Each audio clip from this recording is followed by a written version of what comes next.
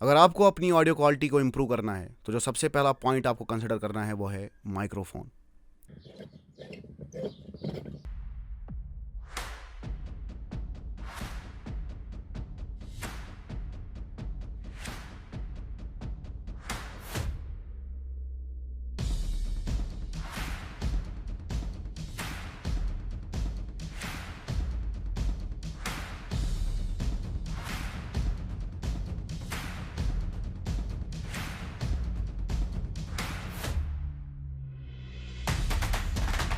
Audio Jungle.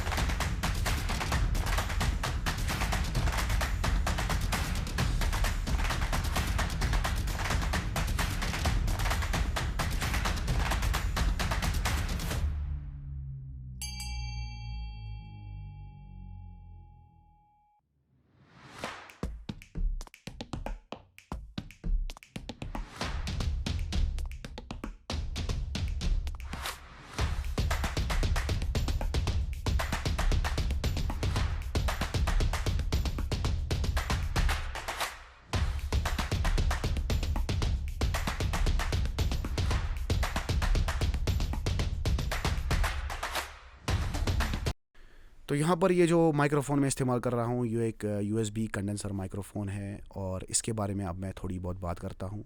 यहाँ पर ये 5 वोल्ट पे ही ऑपरेट होता है, यानी आप इसको अपने मोबाइल पे के साथ डायरेक्ट प्लग कर सकते हैं और डायरेक्टली जो है वो रिकॉर्डिंग स्टार्ट कर सकते हैं।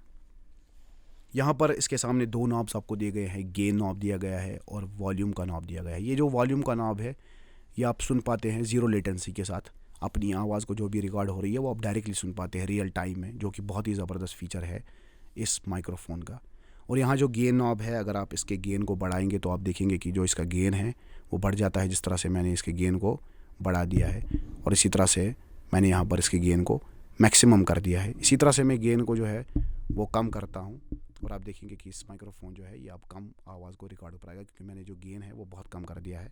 अब मैं वापस से इसके गेन को वही लेता हूँ जहाँ पर मैंने इसके गेन को सेट कर दिया था। यहाँ पर इस माइक्रोफ़ोन की एक और ख़ास बात यह है कि इसमें क्वाड वाइड मोड भी है, ओमनी डायरेक्शनल मोड भी है। तो जिस मोड में भी आपको कन्वीनियंट लगे आप उसमें जो है वो रिकॉर्डिंग कर सकते हैं।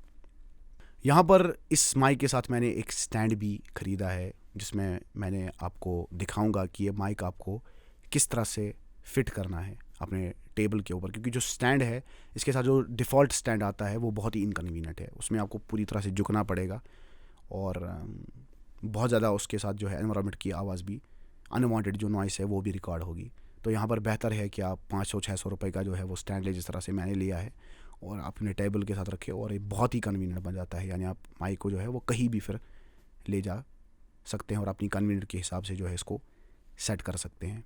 तो यहाँ पर मैंने इसको स्टैंड के साथ फिट कर दिया है और ये जो माइक है ये बहुत ही कन्वीनियंट है अब इस्तेमाल करने के लिए। और यहाँ पर गेन वगैरह आपको सामने ही मिल जाता है और ये बड़ी आसानी से जो है वो आप पीसी में या मोबाइल फ़ोन में इसकी रिकॉर्डिंग जो है वो कर सकते हैं। यहाँ पर ये जो पूरा ऑडियो आपने सुना इस वीडियो के दौरान ये पूरा पीसी पे रिकॉर्ड हुआ है, मगर एडिटिंग के बगैर हुआ है। ये मैंने ऑडेसिटी पे रिकॉर्ड किया है, मैंने किसी भी किस्म की एडिटिंग इसमें नहीं की है। और जो मैंने इसका गेन है वो लगभग 40% के आसपास जो है वो सेट कर रखा था पूरे ऑडियो के दौरान।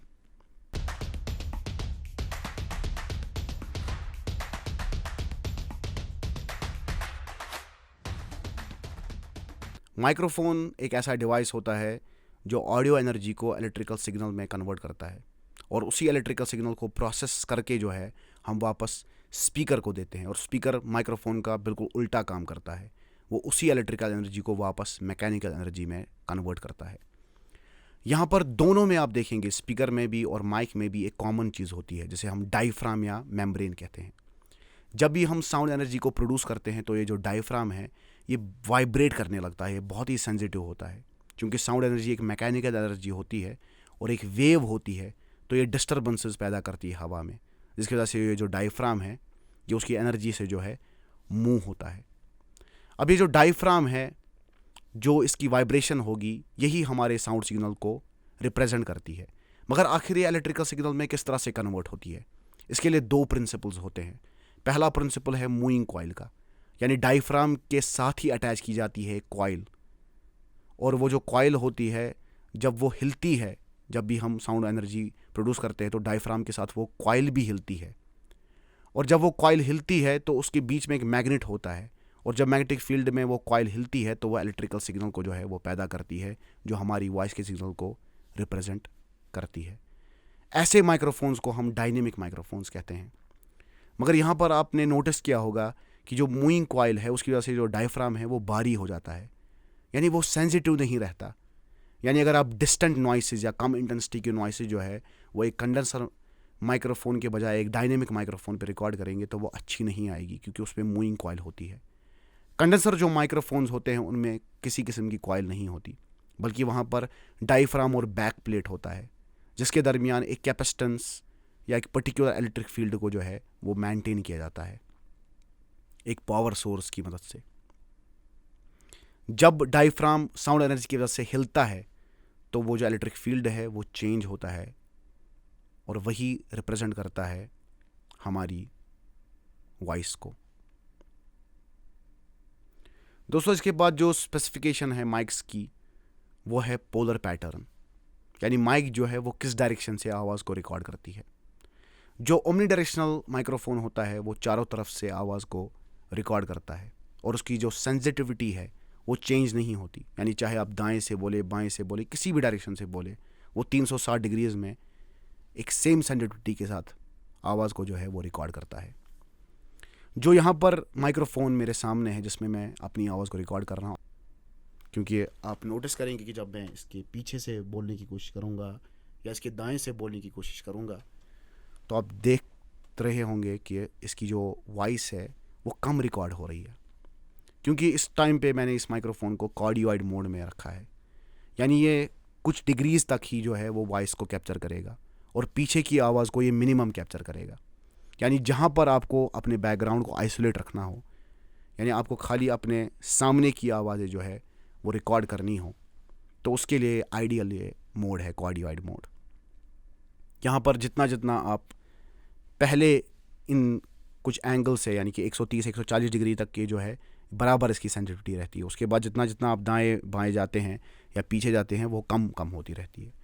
और पोलर पैटर्न जो है उसका वो एक हार्ट जैसी शेप बनती है, इसलिए इस मोड को कार्डियोइड मोड कहते हैं। यानी यहाँ पर आप मैनुअल पे देख पा रहे होंगे कि किस तरह से मुख्तलिफ एंगल्स पे इसकी जो सेंसिटिविटी है वो कम होती होती जा रही है, और पीछे जो है इसकी सेंसिटिविटी सबसे कम है। इसके बाद हम बात करते हैं माइक की सेंसिटिविटी के बारे में। यहाँ पर आप मैनुअल में देख पा रहे होंगे कि जो इसकी सेंसिटिविटी है वो -35 डेसिबल है, मगर इसका कोई सेंस नहीं बनता जब तक मैन्युफैक्चरर आपको ये ना बताए कि किस फ्रिक्वेंसी पे और किस साउंड प्रेशर पे ये सेंसिटिविटी है। यानी जब मैं माइक्रोफोन के सामने बात कर रहा हूँ तो जाहिर सी बात है कि एक प्रेशर क्रिएट हो रहा है, क्योंकि एक मैकेनिकल एनर्जी है, और जो ये प्रेशर क्रिएट करती है ये पैस्कल्स में प्रेशर क्रिएट करती है, और मेरी आवाज़ की एक पर्टिकुलर फ्रिक्वेंसी भी होती है। तो यहाँ पर जो मैन्युफैक्चरर है वो 1 किलोहर्ट्ज़ की साइन वेव को पैदा करता है, और उसका जो प्रेशर होता है वो 1 पास्कल होता है, और उसके बाद जो है वो सेंसिटिविटी लिखता है कि माइक की कितनी सेंसिटिविटी है। और यहाँ पर ये जो माइक है, अगर मैं 1 किलोहर्ट्ज़ की फ्रिक्वेंसी पैदा करूँ और उसके साथ साथ मैं उसका प्रेशर जो है, साउंड प्रेशर जो है वो 1 पास्कल रखूँ, तो उसके बाद जो सिग्नल पैदा होगा वही इस माइक की सेंसिटिविटी कहलाएगा। जितना बड़ा ये नंबर होगा उतनी इस माइक की ज़्यादा सेंसिटिविटी है। यानी यहाँ पर आप देख सकते हैं कि ये -35 डेसिबल है, और जो लो सेंसिटिविटी की माइकें होती है वो -60, -70 डेसिबल्स होती है। और यहाँ पर आप देख सकते हैं कि जो -35 है वो -70 से बड़ा नंबर है, तो जाहिर सी बात है कि इस माइक की सेंसिटिविटी ज़्यादा है। हाई सेंसिटिविटी की जो माइक्स होती है वो आइडियल रहती है पॉडकास्टिंग के लिए, स्ट्रीमिंग के लिए, बातें करने के लिए। और अगर आपको लो सेंसिटिविटी की माइक चाहिए तो किस सिचुएशन में चाहिए वो डिपेंड करता है कि आपका साउंड सोर्स कितना इंटेंस है। अगर आपका साउंड सोर्स जो है वो बहुत ही इंटेंस है, बहुत ही लाउड है, तो उसके लिए आपको लो सेंसिटिविटी की माइक चाहिए।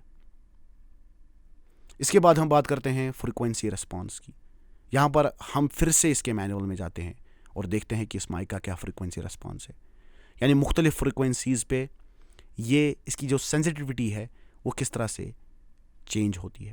यानी कहीं पर आप देख रहे होंगे कि जो कार्डियोइड मोड है उसको ब्लू से दिखाया गया है, और जो ओमनी डायरेक्शनल है उसको रेड से दिखाया गया है। दोनों मोड्स में आपने नोट किया होगा कि मुख्तलिफ फ्रिक्वेंसीज़ पर मुख्तलिफ इसकी जो सेंसिटिविटी है वो चेंज होती है। यानी यहाँ पर फ्लैट रेस्पॉन्स नहीं मिल रहा है। और ये एक अच्छी बात होती है जब भी आप वोकल्स को रिकॉर्ड करें, क्योंकि आपकी जो सेंसिटिविटी है वो चेंज होनी चाहिए अगर आप वोकल्स को रिकॉर्ड कर रहे हैं। बल्कि इंस्ट्रूमेंट रिकॉर्डिंग में ये कहा जाता है कि एक फ्लैट रिस्पॉन्स जो है वो कर्व रहनी चाहिए। इसीलिए आप देखेंगे कुछ माइक्रोफोन्स ऐसे आते हैं कि जिनमें जो है मुख्तलिफ़ किस्म की सेंसिटिविटी जो है वो आप सेट खुद कर सकते हैं कि आपको फ्लैट चाहिए या आपको जो है वो वेरिएबल चाहिए। इसके बाद हम बात करते हैं मैक्सिमम साउंड प्रेशर लेवल की। यहाँ पर जो मैक्स SPL दिया गया है वो 110 डेसिबल दिया गया है। यानी इसका ये मतलब है कि जब भी आप 110 डेसिबल के आसपास जाएंगे या उससे ऊपर जाएंगे, उसके बाद जो आपका माइक्रोफोन है ये डिस्टॉर्ट होगा इसकी आवाज़। जो नॉर्मल कन्वर्सेशन होती है वो 60 डेसिबल के आसपास होती है। और अगर आपको ज़्यादा गला फाड़ना है माइक के सामने तो जाहिर सी बात है कि उसका जो डेसिबल है वो ज़्यादा बढ़ जाएंगे। मगर 110 डेसिबल तक जब ये माइक पहुँचेगा तो इसकी आवाज़ जो है वो डिस्टॉर्ट होने लगती है। तो यहाँ पर साउंड प्रेशर लेवल का यही मतलब होता है कि डिस्टॉर्शन जो है वो किस साउंड पे कितनी इंटेंसिटी जो है साउंड की उससे जो है वो माइक के अंदर डिस्टॉर्शन पैदा होगी। इसके बाद हम बात करते हैं सिग्नल टू नॉइस रेशो के बारे में। जो नॉइस होता है वो एक अनवांटेड सिग्नल होता है और जो सिग्नल होता है वो हमारा वांटेड सिग्नल होता है। यहाँ पर जो मेरी वॉइस की वजह से जो इलेक्ट्रिकल सिग्नल इस टाइम इस माइक के अंदर बन रहा है वो वांटेड सिग्नल है। मगर आपको मैं ये भी बता दूं कि माइक्रोफोन जो होता है उसका अपना नॉइस भी होता है, वो अपनी नॉइस भी क्रिएट करता है और जितनी वो नॉइस कम होगी उतना ही बेहतर रहता है। यहाँ पर जो अपनी नॉइस से क्रिएट करता है उसको हिस कहते हैं या सेल्फ नॉइस कहते हैं। तो जितना वो कम होगा उतना आपका जो रेशियो है S/N रेशियो वो ज़्यादा आएगा। यानी जितना आपका सिग्नल टू नॉइस रेशियो ज़्यादा हो उतना ही बेहतर है। यहाँ पर एक्सपर्ट्स के नज़दीक 90 डेसिबल के आसपास वो होना चाहिए, मगर यहाँ पर जो है इस माइक का 70 डेसिबल ही सिग्नल टू नॉइस रेशियो है, यानी कि ये सेल्फ नॉइस ज़्यादा पैदा करता है। और मुझे इसका कारण लगता है इसका कंडेंसर साइज़, क्योंकि जो इसका डायफ्राम है वो 14 मिलीमीटर का है, यानी ये स्मॉल रेंज में आता है। और यहाँ पर इसके अंदर 2 डायफ्राम इस्तेमाल किए गए हैं जो मुझे समझ नहीं आया कि ऐसा इन्होंने क्यों किया है। मैंने मैन्युफैक्चरर की वेबसाइट पे भी जाकर देखा, वहाँ पर इसके बारे में कोई भी डिटेल नहीं दी गई थी। इसके बाद हम बात करते हैं सैम्पलिंग रेट के बारे में। जो सैम्पलिंग रेट होती है ये दरअसल एक ऐसी रेट हमें दिखाता है कि किस रेट पे जो है वो एनालॉग सिग्नल को डिजिटल में कन्वर्ट किया जा रहा है। क्योंकि जाहिर सी बात है कि जो मेरी साउंड है ये एक मैकेनिकल एनर्जी है और जो सिग्नल बन रहा है माइक के अंदर वो इलेक्ट्रिकल सिग्नल है। और इलेक्ट्रिकल सिग्नल जो है वो 0 या 1 नहीं होता, बल्कि उसके तो बहुत सारे वैल्यूज़ हो सकते हैं। यानी वो कितने वोल्ट होगा, कितने मिली वोल्ट होगा, वो वैरी करेगा। मेरी आवाज़ की फ्रिक्वेंसी कितनी है, मैं किस इंटेंसिटी से बोल रहा हूँ, मेरे एम्पलीट्यूड क्या है। तो जितना जितना वो सिग्नल वैरी करेगा थियोरेटिकली वो इन्फिनिट वैल्यूज़ होते हैं।